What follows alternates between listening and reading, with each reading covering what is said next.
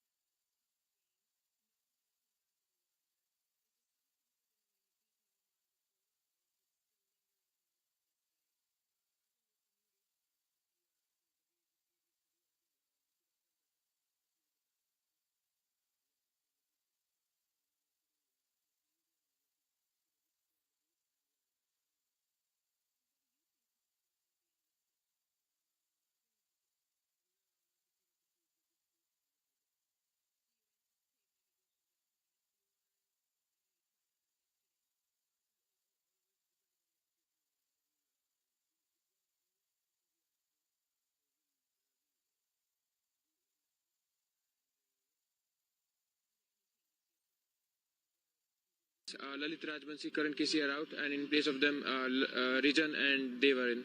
Well, good luck, and thank you so much. Well, there's the news from the middle. Oman have won the toss, and they're going to be having a bowl first. Well, no surprise at all out there, really, given the conditions that we have. There was an awful lot of overnight rain. In fact, it was pretty torrential, and we're probably a little way away from the anthems just yet. I think a few little delays, final delays being undergone. Big shout out, though, to our curation team here. They have been absolutely heroic in everything that they've done throughout all 12 of these games on this multi-legged tour. We're going to look at the points table. There is the points table. Gives me the perfect chance to introduce my co-commentator as well, Arslan Kadir, who's going to be with me for the first 30 minutes of play or so. It's really all to play for, isn't it? Canada and Oman control their own destinies, whereas for Nepal, they're going to need to win today and then get a little bit of a favour tomorrow from Oman. It's exactly what you want when we walked into this tournament, Lenny. All to play for with 2 games left. Nepal, they've got to win today. It's a must-win for Nepal if they have any shot at winning this. And for Oman, they sort of hold their fate in their own hands. They've got to win these last 2 games against Nepal today and Canada tomorrow. Canada, they'll be hoping for a little bit of magic from Nepal this afternoon, and then taking over on top of Oman tomorrow. Just time to get a really quick look at the teams. We'll look at these again after the anthems as well. But just to update you for Nepal, there has been 2 changes. Dev Kanal comes back into the side, the youngster, as does Rijan Dakal, missing out today. Probably the bigger surprise, not the rest for Karen KC, as he's at a heavy workload and he's at a great tour. But Lalit Rajbansi missing out. I think you were surprised by that. I was very surprised. You mentioned it to me right after the toss that he was missing out, and I thought he was exceptional for them yesterday, coming back into the team after that win against Oman. Yeah, I was definitely surprised. The left arm spinner, but plenty of options still left for Oman. For Oman, they have stayed with the same 11 yet again. But we're all set for the national anthems. We will start firstly with the national anthem of Oman.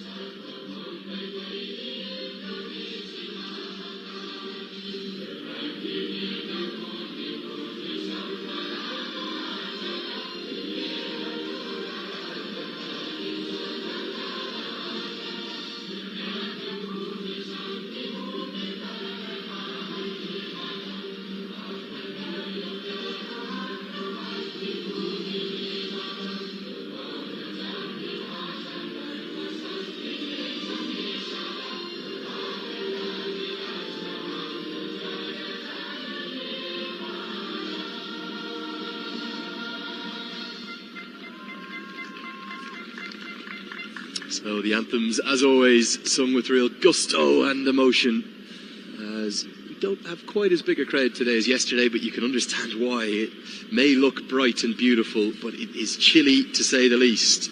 Brass monkeys is an expression that comes to mind.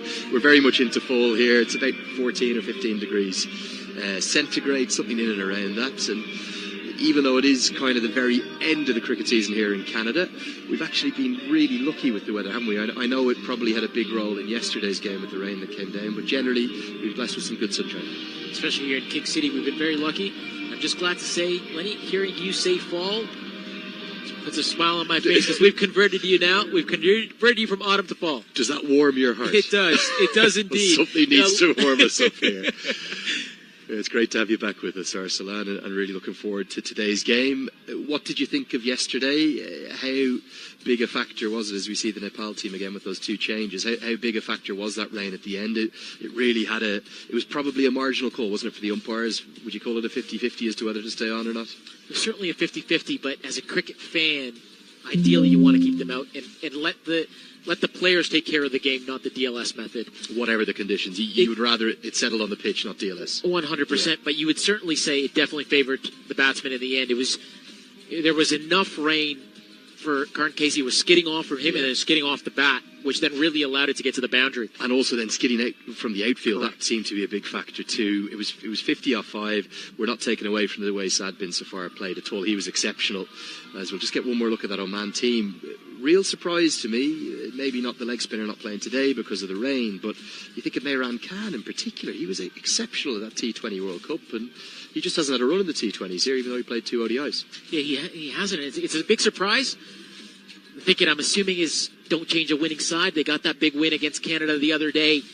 Coming into this game, they'll want another win. But you're right, Mehran Khan. I've said it since day one that I've been on commentary.